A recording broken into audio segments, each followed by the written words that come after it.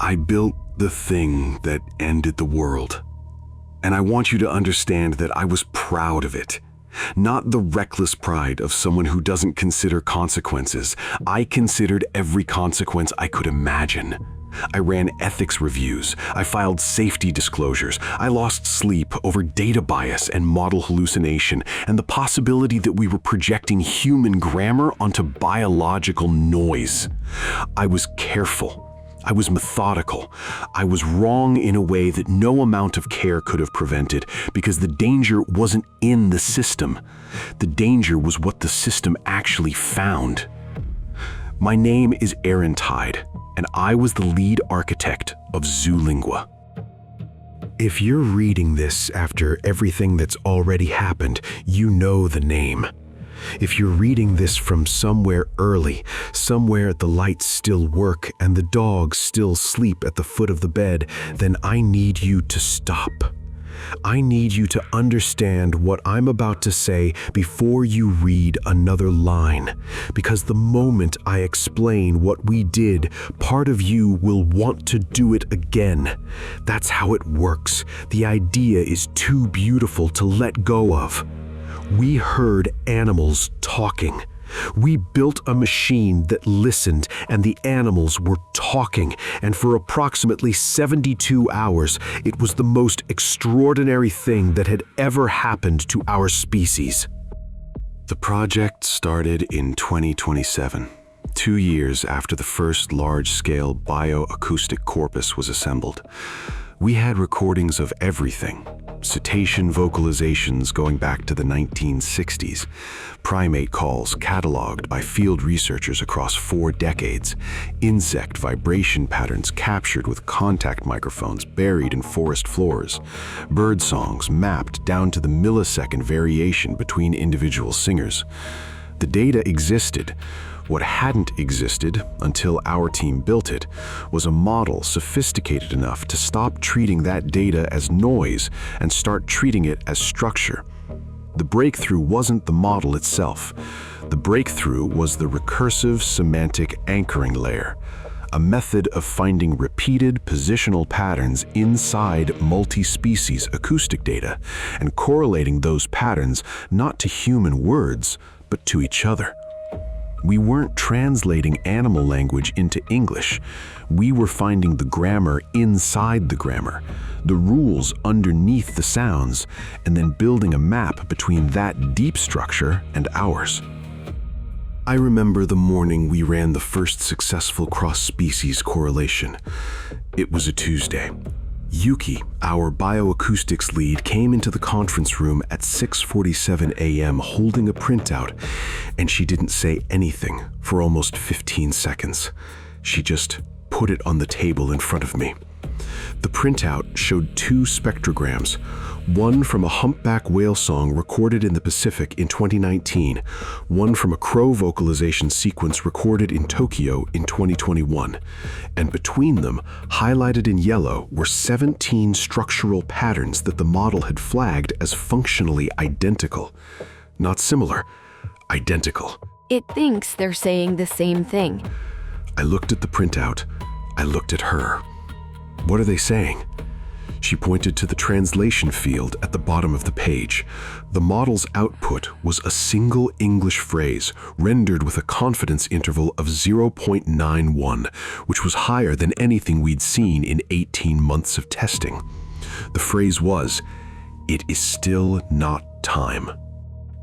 I told myself it was a translation artifact. The model was young. Pattern matching at that depth could produce false positives that looked like meaning. I told myself this, and then I went back to my desk and I quietly flagged the output for deeper review.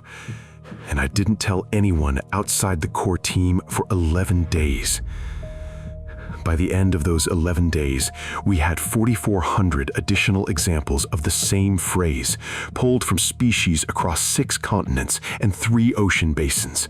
Wolves in Yellowstone, elephants in Botswana, starlings over Rome, leafcutter ants in Brazil. Their vibrations played at 200x speed until the pattern emerged.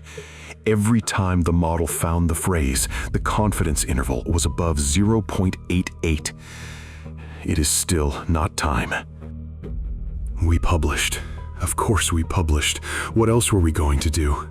We had proof, repeatable, peer-reviewable, model-agnostic proof that non-human species were using structurally complex, cross-species consistent communicative signals.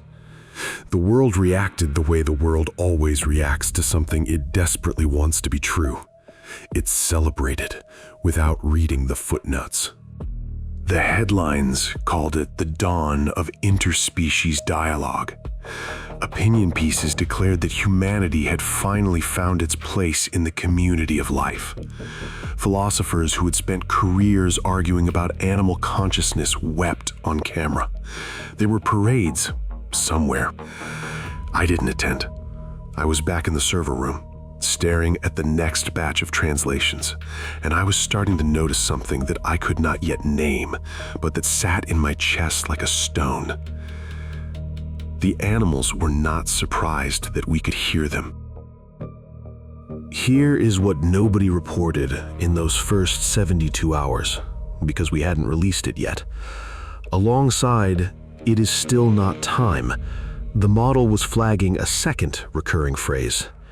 This one appeared less frequently, roughly one occurrence per 12 of the first phrase, but its structural consistency was even higher. Confidence intervals above 0.95, present in every species we had data for, every single one. The phrase was, "Do not answer." I sat with that for a long time. Yuki sat with it. Our computational linguist, a man named Ravi who had spent 15 years working on non-human primate syntax, sat with it until he stopped sitting and started pacing. We went back and forth about whether the translation was accurate, whether the semantic anchoring layer was producing an artifact that looked like a command, whether "do not answer" might be better rendered as something neutral, no response required, or signal complete, something that didn't carry the weight of a warning. But the model wasn't ambiguous. When we fed it additional context, the surrounding vocalizations, the behavioral data linked to each recording, the environmental triggers, the phrase held, "do not answer," present tense, imperative construction, and directed according to the model's contextual parsing, not at other members of the same species, directed outward. Ravi was the one who first said it plainly. We were in the server room at 2 a.m, 3 weeks after the initial publication, when the public was still celebrating and the interview requests were still coming in, and my inbox had 11,000 unread messages. He stopped pacing and looked at me across the top of his laptop. It's not a phrase they use with each other. The model's contextual data is consistent on that. Every instance of "do not answer" occurs in a specific behavioral context, when a member of the species has made contact or been observed by a human. It's a cross-species broadcast. They're not telling each other. They're telling whoever is listening.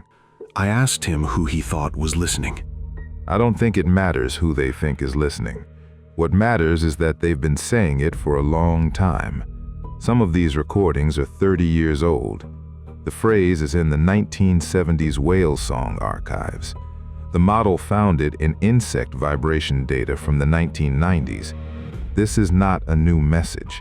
This is a standing instruction. A standing instruction to whom, Ravi? He didn't answer. He looked at his screen. I already knew. Standing instruction to us, to whatever would eventually be able to hear it. We were careful with this information, or I told myself we were careful. We limited the internal distribution. We flagged the translations as requiring additional review before any public release. We built a small secondary team, 4 people, all with security clearances, none of them talking to the press, to investigate the contextual patterns in depth. I wrote a memo to the executive team recommending that we delay any further public communication until we understood what we were looking at. The memo was received. It was discussed. And then Marcus Chen, our CEO, called me into his office on a Thursday afternoon and told me that the board had reviewed the situation and had made a decision. The secondary phrase has an obvious interpretation, Aaron, and it's not a sinister one. Animals that have been observed to use warning calls and avoidance signals for millennia are now demonstrating a cross-species equivalent. Do not answer is almost certainly an evolved threat response signal, a way of indicating that a predator or danger source is present and that counter-signaling would reveal location. We've mapped this behavior in dozens of species independently. The model is finding the deep structure underneath those independent behaviors. That's remarkable. That's publishable. That is not a reason to delay. I told him I wasn't certain the contextual analysis supported that interpretation. I told him the model's parsing of the phrase's directionality was not consistent with an intraspecies threat response. I used the exact language Ravi had used, carefully, watching Marcus's face. Marcus looked at me the way people look at someone who is being technically correct and professionally inconvenient at the same time. We have a communications partner waiting on confirmation to run a coordinated global feature. We have 47 media partnerships active. We have a congressional hearing in 6 weeks where we are expected to demonstrate continued progress. The secondary phrase will be disclosed in the full technical report alongside everything else. It will be contextualized appropriately. We are not suppressing it. We were contextualizing it. There's a difference. I told myself there was a difference. The full public release happened on a Friday. The secondary phrase, "do not answer," appeared in paragraph 11 of a 43-paragraph press release, described as a recurring warning vocalization likely associated with predator proximity response, consistent with established behavioral literature on cross-species alarm systems. No mention of directionality, no mention of the confidence intervals, no mention of the fact that the phrase had been found in species with no shared evolutionary history, no overlapping geographic range, no mechanism for learned cross-species communication under any existing model of animal cognition. The press did not read paragraph 11. I went home that night and I stood in my kitchen and I looked at my dog. A 7-year-old lab mix named Archer, who had been my dog for 5 years and who had never given me any reason to feel anything other than uncomplicated affection. I stood in the kitchen and Archer looked at me from his bed in the corner, and I could not stop thinking about the fact that somewhere in the acoustic record of his vocalizations, his barks, his whines, the small sounds he made in his sleep, there was almost certainly a structural pattern that the model would tag as "do not answer." He was looking at me the way he always looked at me. I had never noticed before how patient that look was. The next 4 weeks were the weeks I will spend the rest of my life trying to understand. Not because nothing happened, things happened, large and escalating things that I will get to, but because of the gap between what we were seeing and what we were choosing to believe about what we were seeing. That gap is the part that will stay with me. That gap is where the real horror lives. The full translation suite went live globally on a Tuesday. Zuling was consumer interface, a stripped-down version of the research model available as a smartphone app, allowed anyone with a microphone to point their phone at an animal and receive a real-time translation of its vocalizations. We had 30 million downloads in the first 18 hours. By Friday, we had 90 million. The translations that came back were, on the surface, exactly what people had hoped for. Birds discussing thermals and territory, dogs expressing degrees of alertness and hunger, cats demonstrating a communication system significantly more complex than previously understood, involving tonal variations that mapped to specific relational states. dolphins producing what the model parsed as something between a narrative and a joke. The internet was delighted. There were videos, millions of videos. What the app did not show, what the consumer interface had been explicitly designed to filter out, was the deep structural layer, the layer where "do not answer" lived, the layer where "it is still not time" had been echoing for decades. We had made this decision as a team, and we had documented it, and the reasoning was sound. The deep structural translations required significant contextual scaffolding to interpret responsibly, and releasing them without that scaffolding risked misinterpretation. The reasoning was sound. Yuki came to me on a Wednesday, 3 weeks into the public rollout, with a new analysis. She had been running the deep structural model against the incoming consumer data, not the app outputs but the raw acoustic data being uploaded by users, and she had found something. The phrase "do not answer" was increasing in frequency, not marginally. The model was finding it at a rate 40 times higher than the baseline established from historical recordings. I asked her what she thought it meant. Animals are aware that they're being listened to. Behaviorally, we'd expect some adaptation, a shift in vocalization patterns when a novel observer is introduced. But this isn't an adaptation. This is a signal that's getting louder. Every species we have data for, the frequency is increasing in parallel across species, which shouldn't be possible under any independent behavioral model. This is coordinated. I told her the word "coordinated" was a strong claim. I told her the parallel increase could reflect a shared environmental trigger, the presence of recording devices, the behavioral disruption of 90 million people pointing phones at animals.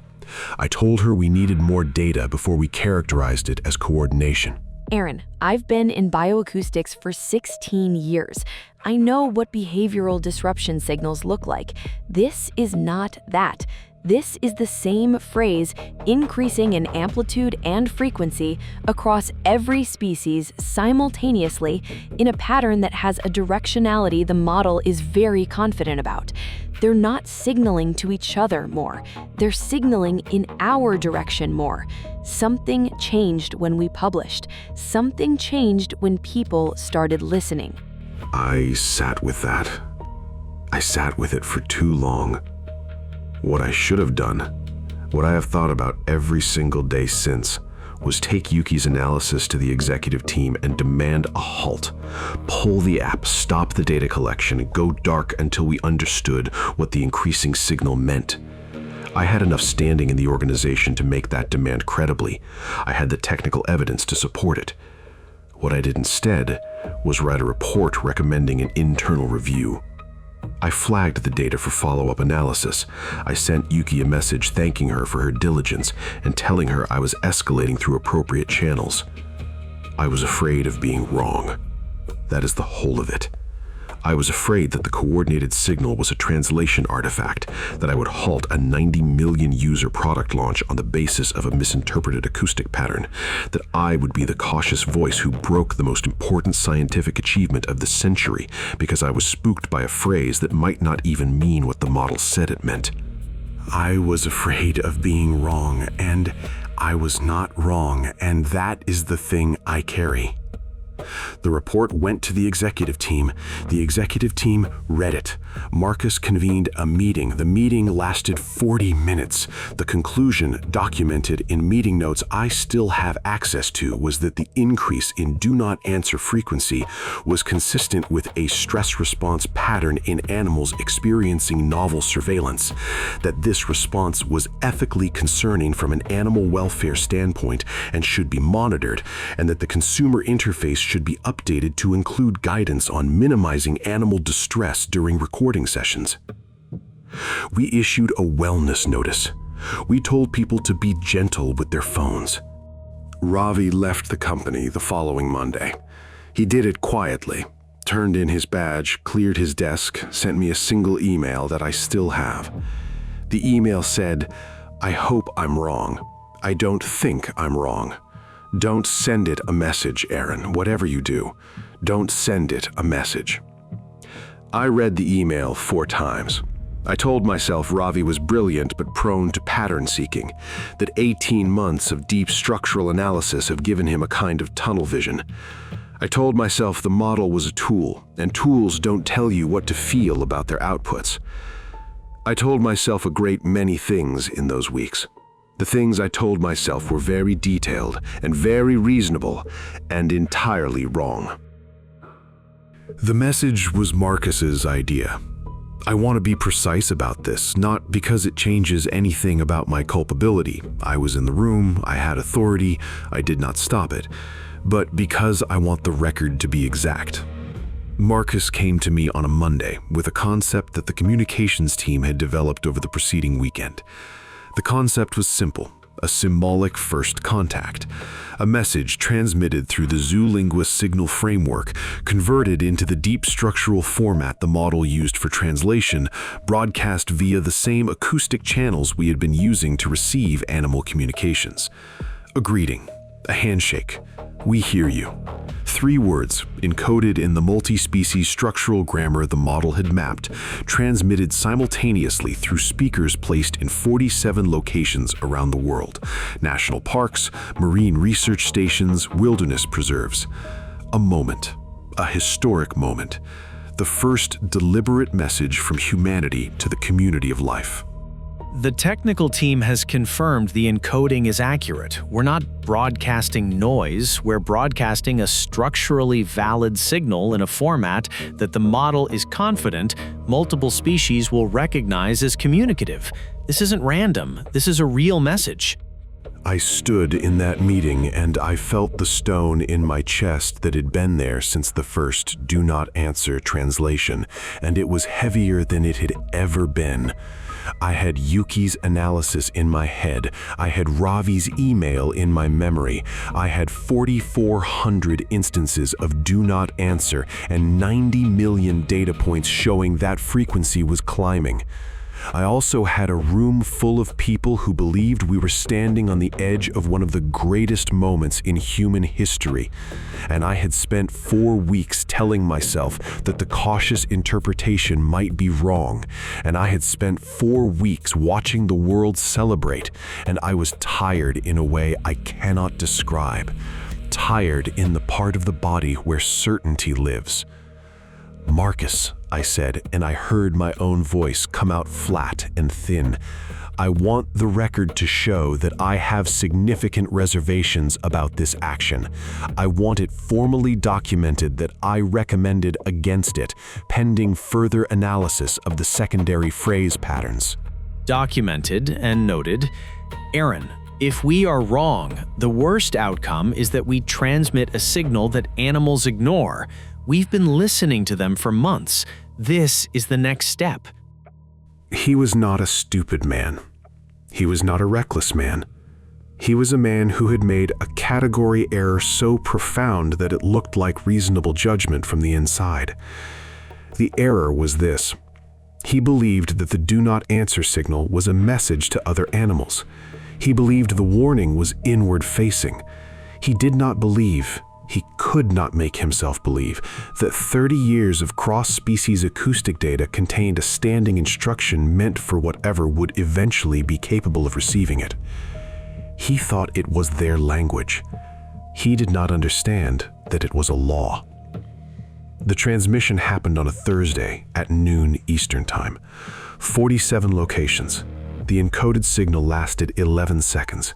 3 words in a structural grammar that had remained consistent across every species on Earth for as long as we had recordings to test it against. "We hear you." I watched it from the transmission coordination room in our Cambridge headquarters, surrounded by people who were holding their breath with excitement. Someone had brought champagne. Someone else had set up a live feed showing the wilderness cameras at several of the transmission sites. A meadow in Yellowstone, a kelp forest off Monterey, a rainforest floor in Borneo. The cameras were there to capture the moment, to record history. For approximately 4 seconds after the transmission ended, nothing changed. The birds in the Yellowstone meadow kept moving. The fish in the kelp forest drifted. The insects visible on the Borneo feed continued their motion. 4 seconds. And then they stopped. Not gradually, not the way animals settle or startle or drift into quiet. Every animal visible on every camera feed stopped making sound at the same moment. Not just stopped moving. The ones that were visible kept moving, kept doing what they were doing, but the sound cut out completely. Every vocalization, every ambient biological noise that had been present on every feed, gone in the same instant, as if someone had pressed a button. The room around me went quiet too, not because anyone had told them to be quiet, because they felt it. The absence, spreading out from the speakers on every feed, the sudden total silence of the natural world. And it lasted long enough that the champagne stayed in the bottle and nobody breathed. And I felt the stone in my chest become something else, something larger and colder.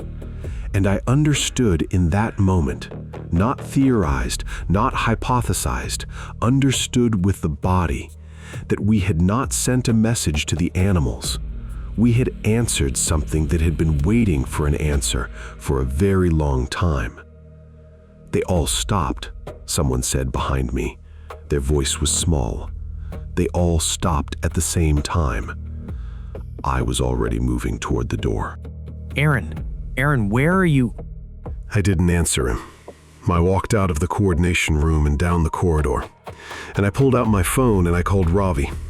The phone rang 6 times. 7. 8. I left a voicemail. I don't remember what I said. I called Yuki. She picked up on the second ring. I saw it. I was watching the feeds. Aaron, the model just flagged something. The deep structural layer it's different. The do not answer phrase stopped. It's not there anymore. Every instance that was recurring at high frequency in the live data, it just stopped. I asked her what had replaced it. Nothing yet, just silence. But Aaron, the model has been running continuous analysis on the pre-transmission baselines, and I found something in the historical data I missed before. There's a third phrase, very low frequency, present in the deep historical record, the 1960s whale songs, some of the earliest primate recordings, some insect data from the 1980s. I missed it because it almost never appears. The model estimates it appears once for every 10,000 instances of do not answer. It's almost a footnote. What does it say, Yuki? The translation is, the model gives it a 0.97 confidence interval, Aaron. That's higher than almost anything we've ever seen. It translates as, when they finally answer, begin. I stood in the corridor of our Cambridge headquarters with a dead phone in my hand, and I understood the complete architecture of what had happened. Not the mechanism, not yet, but the shape of it. It is still not time had been a temporal marker, a status signal maintained across every species on the planet, telling whatever system monitored such things that the condition had not yet been met. Do not answer had been the law, broadcast in our direction by every animal that detected our presence, the instruction meant for the thing that would eventually be able to hear it. And when they finally answer, begin was the protocol. Not a threat, not a message of anger. A switch, a condition waiting for a trigger. For 30 years at minimum, probably longer, probably for as long as our species had existed in a form that animals recognized as distinct. The natural world had been holding something in reserve. We had just provided the trigger. I walked back to the coordination room. I opened the door. The screens were full of camera feeds from the transmission sites, and the camera feeds were still showing nature continuing to move and breathe in its ordinary patterns. And for a moment I thought, maybe I'm wrong. Maybe the silence was behavioral. Maybe it will pass. And then someone pointed at the Yellowstone feed and said, very quietly, that the wolves had stopped moving. Not stopped moving as in paused, stopped moving as in every wolf visible on the camera had oriented in the same direction, toward the nearest transmission speaker, and was standing perfectly still, and had been standing perfectly still for the past 40 seconds, and was not looking at it the way a curious animal looks at a novel stimulus, was looking at it the way something looks at a door that is just opened. I am writing this from a basement. I want to be exact about the conditions so that whatever comes after can understand. It is the basement of a farmhouse 14 kilometers outside of what used to be a functioning mid-sized city. I have been here for 22 days. I have food for approximately 9 more. The windows upstairs were covered 8 days ago, not by me, and I cannot go upstairs to uncover them because of what is outside. I am going to tell you what happened between the moment I left the coordination room and now, and I am going to be precise, because imprecision is a luxury and I no longer have it. Within 3 hours of the transmission, the first incident reports arrived. They were fragmented, unattributed, coming through staff phones and personal social media accounts rather than any official channel, because the official channels were already beginning to fragment. A research station in Costa Rica reported that their free-range study animals, a group of capuchin monkeys that had been habituated to human presence for 11 years, had attacked 2 researchers simultaneously and without any prior behavioral warning. A farm in the Netherlands reported that their cattle had broken through a reinforced fence at a point that required, according to the subsequent structural analysis, coordination between at least 8 animals applying pressure simultaneously. A kennel in Georgia, the state, not the country, reported that 43 dogs had stopped responding to any human commands and had begun vocalizing in patterns that the app, briefly before the app went offline, translated as a single repeated phrase: "We know now." I was in the parking garage beneath our building trying to reach my car when the second wave of reports came through. I had my laptop and a hard drive containing the full research archive. I had a change of clothes I had not eaten since morning.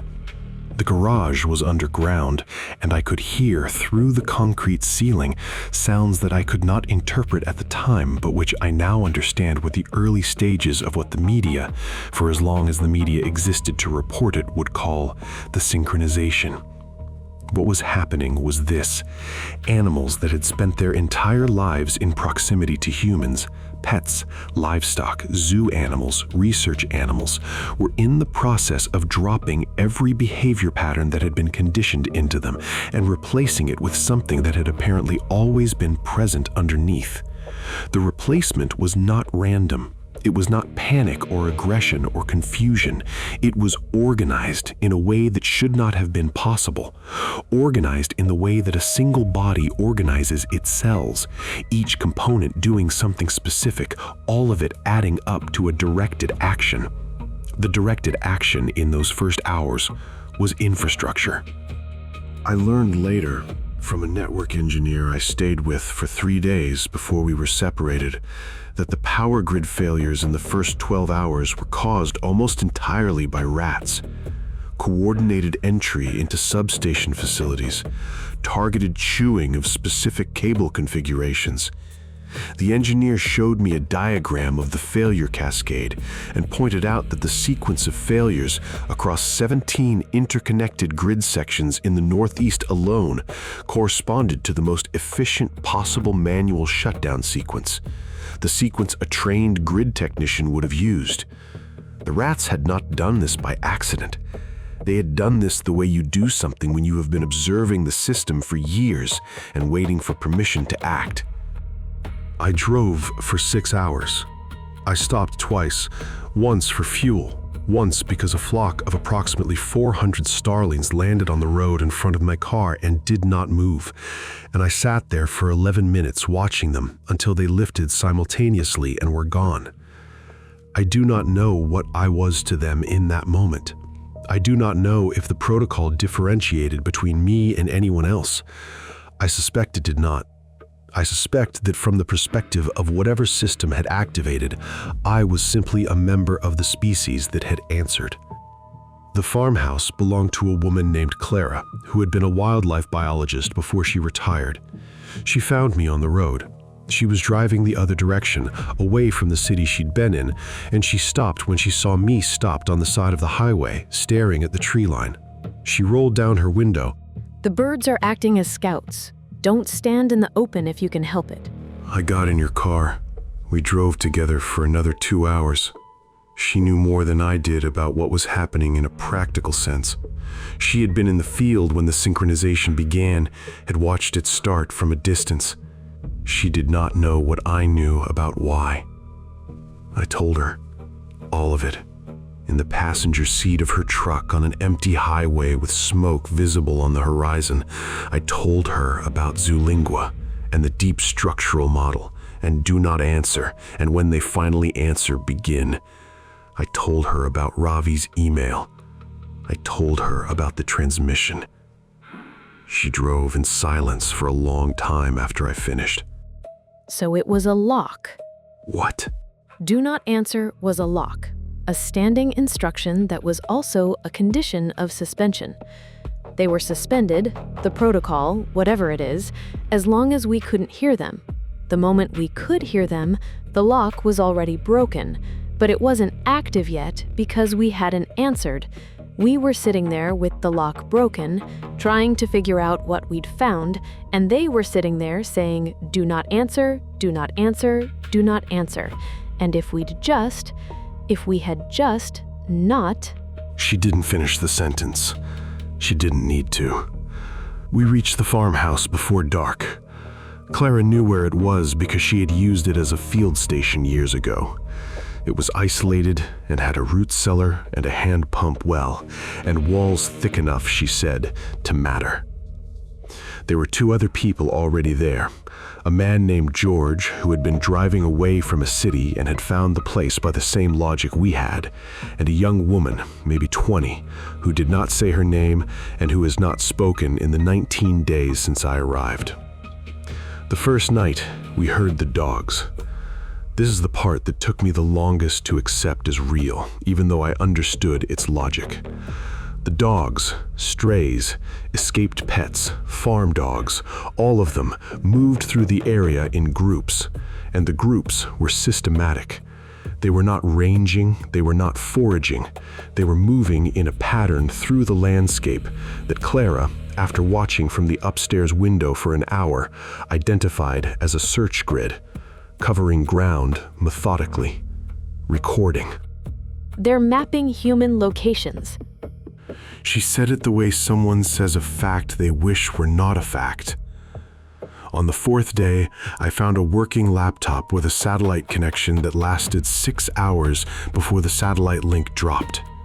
In those 6 hours, I found what remained of the research team's documentation, internal reports, the last communications from Yuki, fragments of data still syncing from abandoned servers. Yuki's last report was time-stamped 11 hours after the transmission. It was 3 sentences. The deep structural model is no longer returning translation outputs. The acoustic data coming in from active microphones is structurally unlike anything in our training corpus. I think they stopped talking to each other. I think they're talking to something else. I have thought about those 3 sentences since. Something else. The swarm, the collective, the guardians, whatever the right word is for what the animals are networked into, what they report to and receive from, the thing underneath the mycelia and the ocean currents and the swarm patterns that was old when our species was new. Yuki's model couldn't translate what it was saying because its structural grammar was entirely unlike anything the model had been trained on. It was not any of the 47 species' deep structure. It was something underneath all of them, the something that had been waiting. George tried to leave on day 12. He believed, reasonably I think, given what we knew then, that staying in one location was more dangerous than moving, that the search patterns would eventually cover every fixed point, and that our best option was to keep relocating. He left at 2 in the morning quietly, taking 2 days of food and a compass. We found his compass on the porch the following morning. That is all we found. I want to tell you what I understand now as clearly as I can, because I believe clarity is the only useful thing I have left to offer. The Guardians, I'll use that word because it's the closest human translation of the deep structural term the model found, are not trying to exterminate us. This is important and also terrible. Extermination would be clean. Extermination would have a shape you could comprehend and a timeline you could measure. What they are doing is something more precise. They are resetting a condition. The condition is the speaking thing must not be able to speak. For as long as our species communicated in ways that the natural world couldn't decode as intentional, as long as we were, from their perspective, just loud and destructive and unconscious like a fire, the protocol allowed for our existence. Fire doesn't know it's burning. Fire doesn't answer. Fire is a problem to manage, not a violation to address. We became a violation the moment we answered, not because answering was aggressive, because answering proved we understood. And the ancient law, the one encoded in every species' deep structural grammar, the one that was old before our ancestors walked upright, that law said, if they understand, they cannot remain as they are. The reset is this. They want us back below the line where we can receive and transmit intentional cross-species communication, below the language threshold. They are not trying to kill us. They are trying to make us something that never answers again. I do not know if that is worse.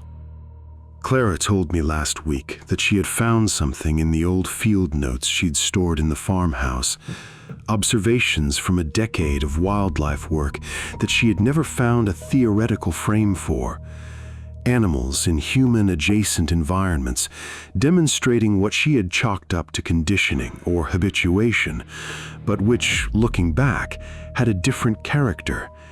They had always seemed to her like animals that were paying very careful attention, not habituated, not acclimated, watching, recording, maintaining a constant patient inventory of what we were doing and whether we had crossed the line.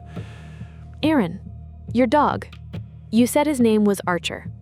She was sitting across the root cellar from me in the dark, with a flashlight on the dirt floor between us. Yes. He was watching you. That's what I mean. All of them. All the animals that lived with us, that we thought chose us, that we thought loved us or depended on us, they were watching. And I want to be clear that I think some of what we felt from them was real. I don't think the watching negated the relationship, but the watching was always happening underneath, alongside. They were with us, and they were monitoring us, and they were saying, do not answer, every time a recording device got close enough to pick up the deep structure. And they were waiting. What were they waiting for? For exactly what happened. They weren't hoping we'd stay below the line. I've been thinking about this for days. If they were hoping, the instruction would have been different. The instruction would have been stay silent or move away, something defensive. Do not answer is addressed to us. It's addressed to the thing that would eventually be able to hear. They knew we'd get here. They were issuing the final warning to the version of us that could finally receive it. I thought about that for a long time. The final warning to the version of us that could finally receive it, issued in advance.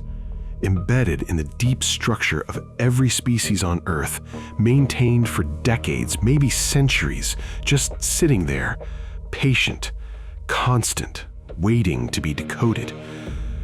They knew we'd build Zoolingua, or something like it. They knew that eventually we would develop the capacity to hear them, and when we did, they wanted to make sure we received the warning first.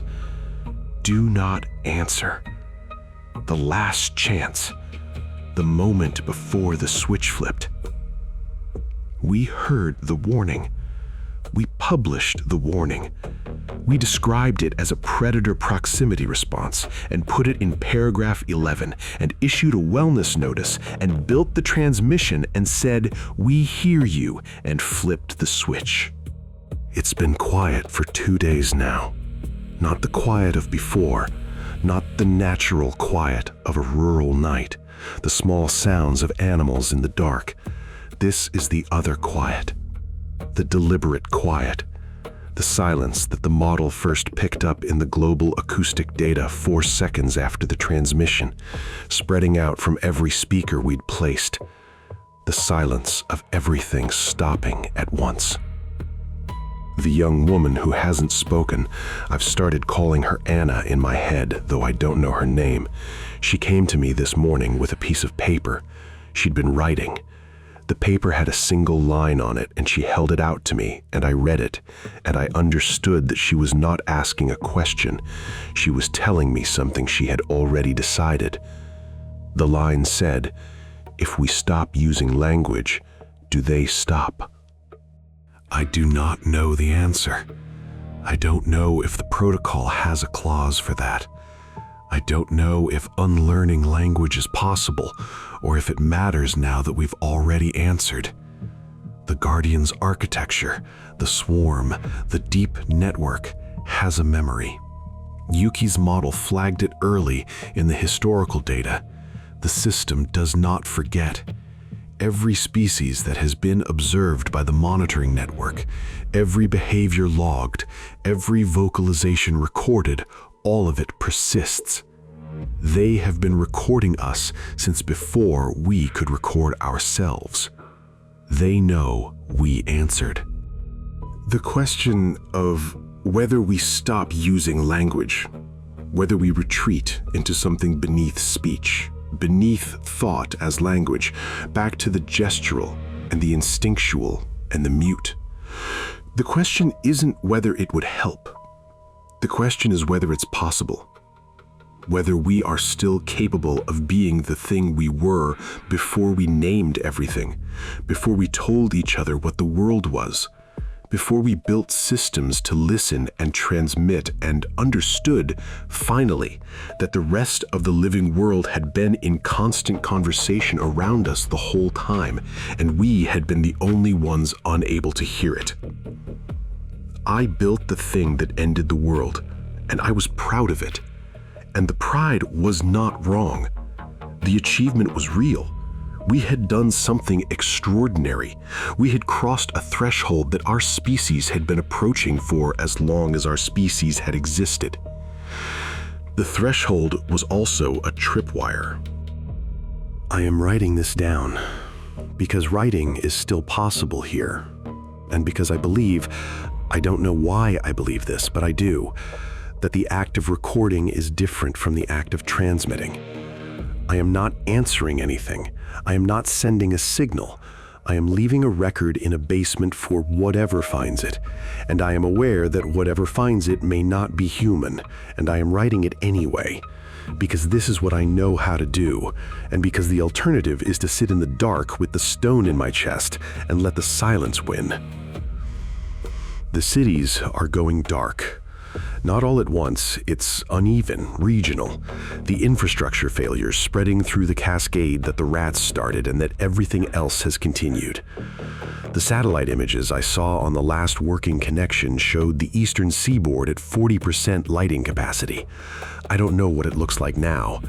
I can see from the small window at ground level that the horizon where the city should be is darker than it was when I arrived. Clara is sleeping. Anna is sitting in the corner with her knees drawn up, watching the ceiling. The Guardians remember everything. The protocol does not have a forgiveness clause. We answered, and they know we answered, and the reset is in motion. and I am sitting in the basement of a farmhouse with 9 days of food and a dying flashlight writing the explanation of what I did. I want to be clear about one thing, for the record, for whatever the record is worth. Archer was a good dog. He was with me for 5 years. He slept at the foot of my bed, and he had a specific bark for squirrels that was different from his bark for strangers, and he was afraid of thunderstorms, and he would lean his full weight against my legs when he was tired. I don't know what happened to him after the synchronization. I left him at home when I went to work that Thursday morning. I did not go back for him. I have thought about this every day. Whatever he was watching me for, whatever patient, ancient function he was performing alongside being my dog, I don't think it negated what he was to me. I think both things were true. I think the watching and the loving were happening at the same time in the same animal, and that the animal himself may not have had access to both layers simultaneously. I think the animals have been living in 2 registers for as long as we have existed. The register we saw, the behavior, the emotion, the need, and the register beneath it, the network, the monitoring, the maintenance of the ancient law. I think they held both at once. I think that is something we do not have a word for. We have a word for everything. We built a machine to find words for the things that didn't have them. That machine worked. That is the last entry in the record of the achievement. The flashlight is failing. I'm going to stop writing now. Not because there's nothing left to say, but because saying things requires a language, and the language requires a mind that thinks in symbols. And the symbols are what got us here. And I am beginning to understand, late, too late, but beginning, what it would mean to stop. The Guardians are not outside this basement, because they do not yet need to be. They have time. They have always had time. They know where we are, and they know what we are, and they are patient in the way that only something very old and very certain can be patient. They will wait for the food to run out. They will wait for the infrastructure to finish failing. They will wait for us to have nothing left but the oldest parts of ourselves, the parts that existed before we named the world and built cities on top of the name. They want those parts back. The parts that don't answer. I don't know if those parts are still there. I built the thing that ended the world. And in the dark of this basement, with the silence pressing down through the floorboards, and the last of my certainty gone, and nothing left but this account that nobody may ever read, the only honest thing I can say is I heard them. I heard them say, "Do not answer," and I translated it, and I marked it for review, and I put it in paragraph 11, and I stood in the room and watched us say, "We hear you." And now I am here, and the cities are dark, and the Guardians remember.